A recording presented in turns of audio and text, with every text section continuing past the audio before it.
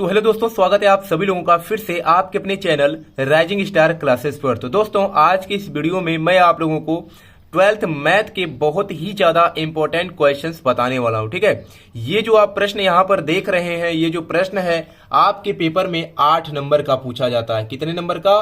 तो 8 नंबर का क्वेश्चन ये पूछा जाता है। और अगर आप इस प्रश्न को अच्छे से कर देते हैं तो 8 नंबर आपको आसानी से मिल जाएंगे। ठीक है, और बहुत ही ज्यादा आसान क्वेश्चन है, बहुत कुछ करना भी नहीं होता है। तो ऐसे क्वेश्चन जो है वह 2 से 3 अगर प्रश्न कर लेते हैं तो आप आसानी से पेपर में पास हो सकते हैं। तो वीडियो को पूरा देखिएगा। और ऐसा नहीं है कि ये क्वेश्चन कभी कभी आता है, हर साल किसी न किसी सेट में ए इनवर्स का मान ज्ञात करने के लिए पेपर में आता ही है। ठीक है, तो यहां पर एक मैट्रिक्स ए दिया गया है जिसका कि हमें क्या करना है, इनवर्स मैट्रिक्स ज्ञात करना है, यानी कि व्युत्क्रम आव्यूह ज्ञात करना है। ठीक है, पिछले साल का भी अगर आप पेपर देखेंगे तो उसमें भी ये क्वेश्चन आया हुआ है। तो कैसे करना है पूरा मैं आपको बताऊंगा, ध्यान से वीडियो को देखिएगा। और ये जो क्वेश्चन है, ये प्रश्न भी बहुत ज्यादा इंपॉर्टेंट है, पिछले बार ये क्वेश्चन पेपर में आया भी हुआ था। तो बहुत ही सरल तरीके से मैं आपको समझाऊंगा, वीडियो को पूरा देखिएगा। तो यहां पर देख सकते हैं एक मैट्रिक्स ए दिया गया और इसका हमें ए इनवर्स ज्ञात करना है। तो सबसे पहले आपको क्या करना है, इस मैट्रिक्स को नीचे लिख लेना है। ठीक है, क्या लिखना है यहाँ पे कि ए बराबर दिया हुआ है, ए बराबर है क्या 1 3 3 और 1 4 3 है और 1 है और फिर यहाँ पर 3 है, फिर यहाँ पे 4 है। ठीक है, तो यह क्या है, ए मैट्रिक्स दिया हुआ है। अब देखिए, सबसे पहले आपको क्या करना है, यहां पर लिखना है कि ए बराबर होता है आई इंटू ए के। ठीक है, अब ये क्या होता है, तो हमने लिखा कि ए मैट्रिक्स जो है यह आई इंटू ए मैट्रिक्स के बराबर होता है। आई का यहां पर मतलब क्या है कि आई जो है ना, यह आइडेंटिटी मैट्रिक्स है। ठीक है, क्या है, आइडेंटिटी मैट्रिक्स। और किसी भी आइडेंटिटी मैट्रिक्स का अगर हम मल्टीप्लाई करते हैं किसी भी मैट्रिक्स में तो हमें क्या मिलता है, वही मैट्रिक्स मिलता है। जैसे अगर ए में आई का मल्टीप्लाई करेंगे तो क्या मिलेगा, ए ही मिलेगा। अब इसमें क्या करना है, ए मैट्रिक्स का मान आपको रख देना है। तो मान इसका क्या दिया हुआ है, तो ए एक जगह पे हम क्या करते हैं, इसको रख देते हैं। तो ये दिया हुआ है 1 3 3 और फिर दिया 1 4 3 और फिर दिया 1 3 और 4। ठीक है, ये ए का मान दिया हुआ है, बराबर आई मैट्रिक्स का मान रख देना है, यानी कि आइडेंटिटी मैट्रिक्स का मान रख देना है। और ये 3 क्रॉस 3 का है तो ये भी कितने का होना चाहिए, 3 क्रॉस 3 का। तो 1 0 0 0 1 0, फिर क्या होता है 0 0 1 होता है। ठीक है, इसके डायगोनल में क्या होना चाहिए, तो 1 होना चाहिए। इनटू में क्या है, ए है, तो यहां पर ए वैसे ही रख देना है। अब आपको इसमें क्या करना है, तो यहां पर जो मैट्रिक्स दिखाई दे रहा है यानी इक्वल के लेफ्ट साइड में, इसको हमें आइडेंटिटी मैट्रिक्स बनाना है। और जैसे ही ये आइडेंटिटी मैट्रिक्स बन जाएगा तो यहां पर जो चीज हमें प्राप्त होगा उसी को क्या कहेंगे, ए इनवर्स कहेंगे। ठीक है, तो इसको बनाने के लिए जो हमें प्रॉपर्टी जिसमें लगाना होगा, जो गुणधर्म हमें इसमें लगाना होगा, वो काम हमें इसमें भी करना होगा। ठीक है, तो दोनों में करना है। तो देखिए, सबसे पहले हम इसको कैसे हल करेंगे, यहां पर 1 है तो यहां पर 0 और 0 बनाना है। ठीक है, यहां पर भी 1 बनाना है, यहां और यहां 0 बनाना है, फिर यहां पर 0, यहां पर 0 और यहां पे 1 बनाना है। ठीक है, तो अब ये कैसे करोगे, तो सबसे पहले आपको इधर से हल करते हुए चला, इस तरह हल करते हुए। ठीक है, इधर से होते हुए, तो 1 तो पहले से है, इसको और इसको क्या बनाना है, 0 बनाना है। तो अगर R2 को 0 बनाना है तो अगर हम R2 में से R1 को घटा दें तो 1 में से 1 घटेगा, 0 बन जाएगा कि नहीं। तो हम यहां पर क्या करते हैं, यहां पर ये लिख सकते हैं, अगर हमें R2 को 0 बनाना है तो लिखेंगे R2, यहां से एक एरो का चिन्ह बनाएंगे। और अगर हम R2 में से क्या माइनस कर दें, R1 को माइनस कर दें। ठीक है, तो क्या मिलेगा, तो देखिए यहां से अगर हम R2 में से R1 को माइनस करेंगे तो यहां पे मिलेगा, R2 में बदलाव करना है तो R1 तो वैसे ही रहेगा 1 3 और 3। 1 में से अगर 1 माइनस करोगे 0 होगा, 4 में से अगर 3 माइनस करोगे 1 बचेगा, और 3 में से अगर 3 माइनस करोगे तो कितना होगा, 0 होगा। और R3 भी क्या होगा, सेम वैसे ही रहेगा, यानी 1 3 और 4 हो जाएगा, बराबर। यहां पर भी हमें बदलाव करना है, अगर इसमें बदलाव तो इसमें भी होना ही है।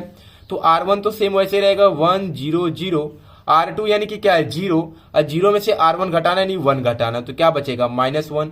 1 में से अगर 0 घटाएंगे 1 बचेगा, 0 में से 0 घटाएंगे 0 बचेगा। बाकी 0 0 और 1 ये भी क्या रहेगा, वैसे ही रहेगा। इनटू में कितना है, तो ए है। ठीक है, तो यहां तक समझ में आ गया होगा। अब हमें इसको भी 0 बनाना है, तो अगर R3 में से भी अगर R1 हम माइनस कर दें तो ये भी क्या होगा, ये भी 0 बन जाएगा ना। तो R3 में बदलाव करना है तो लिखेंगे यहां से R3, और क्या करना है इसमें तो R3 में से हमें माइनस करना है किसको, R1 को माइनस करना है। ठीक है, तो फिर से एक नया मैट्रिक्स क्या बनेगा, तो यहां से हमें फिर से मिलेगा R1 में कोई बदलाव नहीं है, तो ये 1 3 और 3 रहेगा, फिर यहाँ पे 0 1 0 और R3 में से R1 घटाना है। 1 में से 1 घटाएंगे 0 होगा, फिर 3 में से 3 घटाएंगे 0 होगा, 4 में से 3 घटाएंगे 1 बच जाएगा। ठीक है, इक्वल है किसके, तो यहाँ पर भी वही चीज R1 और R2 में कोई बदलाव नहीं है, तो 1 0 0 माइनस 1 1 और 0 0 में से अगर 1 घटाएंगे, याद रखिए 0 में से 1 घटाना है, 1 में से 0 नहीं, क्योंकि R3 में से R1 घटाना है, तो 0 में से 1 घटाएंगे क्या होगा -1, 0 में से 0 घटाएंगे 0 और 1 में से 0 घटाएंगे तो क्या मिलेगा 1 ही मिलेगा, और इनटू में क्या है तो A मैट्रिक्स है। तो यहां पर देखिए 1 0 0 हो चुका है। अब हमें क्या करना है कि अब इस स्तंभ को यानी इस कॉलम को क्या करना है, हमें सही करना है। तो इसमें कैसे बदलाव होगा, तो देखिए यहां पर हमें लाना है 0, यहां पर 1 जो कि पहले से है और नीचे भी 0 लाना है, तो 0 पहले से है, यानी इसमें हमें बदलाव करना है। तो अब इसमें हम बदलाव कैसे करेंगे, तो अगर हम R2 में 3 का गुणा कर दें और R1 में से उसको माइनस कर दें तो आ जाएगा कि नहीं आ जाएगा। ठीक है, तो बदलाव हमें किस में करना है, R1 में करना है, तो लिखेंगे यहां से R1 और हम क्या कर दें यहां से R1 में से माइनस कर दे किसको, 3 का गुणा करके R2 में। जैसे ही 3 का गुणा करेंगे 3 होगा, 3 में से 3 घटाएंगे तो क्या मिलेगा 0 मिल जाएगा ना। तो ऐसे ही आपको क्या करना है, पहले पता करना है कि क्या करने पर वो चीज आएगा। तो यहां से मिलेगा एक नया मैट्रिक्स, तो यहां से देखिए R1 में ही बदलाव करना है, तो 1 में से माइनस करना है 3 का गुणा करके R2 को, तो 0 में 3 का गुणा करेंगे 0 होगा, और 1 में से अगर 0 घटाएंगे तो 1 ही बचेगा। 3 का गुणा करेंगे 3 होगा, 3 में से 3 को घटाएंगे यहाँ पे 0 हो जाएगा। 3 का गुणा करेंगे 0 होगा और 3 में से 0 घटाएंगे तो क्या बचेगा, यहाँ पे 3 ही बचेगा। अब बाकी सब वैसे ही लिख देना है 0 1 0 और नीचे क्या है 0 0 और 1 है। ठीक है, यहां पर भी वही बदलाव हमें करना है। तो यहां पर देखिए R1 में से 3 R2 करना है, यानी 1 में से हमें माइनस करना है 3 को। तो देखिए यहां पर आपको समझना पड़ेगा, अगर हम क्या करें 1 में से माइनस करना है, याद ध्यान दीजिएगा यहाँ पे ऊपर 1 है, 1 में से माइनस करना है 3 का गुणा करके R2 को, तो कहां पर है यहां पर -1 में 3 का गुणा करेंगे -3 आएगा। अब माइनस भी करना है तो ब्रैकेट में उसका मान कितना -3, तो 1 अब माइनस माइनस के प्लस हो जाएगा ना, यानी इसका मान यहाँ पे कितना मिल गया 4 मिल गया। तो ध्यान से हल करना है, तो थोड़ा सा भी अगर गलत करेंगे तो पूरा क्वेश्चन गलत हो जाएगा। तो यहां से क्या मिलेगा, यहाँ पे मिल जाएगा 4, फिर यहां से 0 में से माइनस करना 3R2, तो 3 का गुणा करेंगे 3 मिलेगा। ठीक है, और 0 में से 3 माइनस करेंगे तो क्या यहाँ पे मिल जाएगा -3 मिल जाएगा। फिर यहां पर देखिए 0 में से 0 घटाएंगे तो 0 ही बचेगा। अब बाकी यहां से क्या है -1 1 0, फिर है -1 0 और 1। ठीक है, ये तो सेम वैसे ही रहेगा। N2 में क्या है A है, तो यहाँ पे A हो जाएगा। अब देखिए यहां पर क्या बदलाव करना है, यहाँ पे 1 0 0 और 0 1 0 हो चुका है, लेकिन यहां पर क्या होता है 0 0 1 होता है। तो यहाँ पे अभी 3 को भी हमें क्या बनाना है, तो 0 बनाना है। तो अब 3 को हम 0 कैसे बनाएंगे, तो अगर हम R3 में 3 का गुणा करके R1 में से घटा दें तो 0 मिलेगा कि नहीं, तो कहेंगे हाँ सर मिल जाएगा। ठीक है, तो बहुत आसान है, कुछ नहीं करना है इसमें। तो हम क्या करते हैं कि R3 में 3 का गुणा करते हैं, उसको R1 में से माइनस कर देते हैं। तो बदलाव हमें किस में करना है, R1 में करना है, तो यहाँ पे लिखेंगे R1।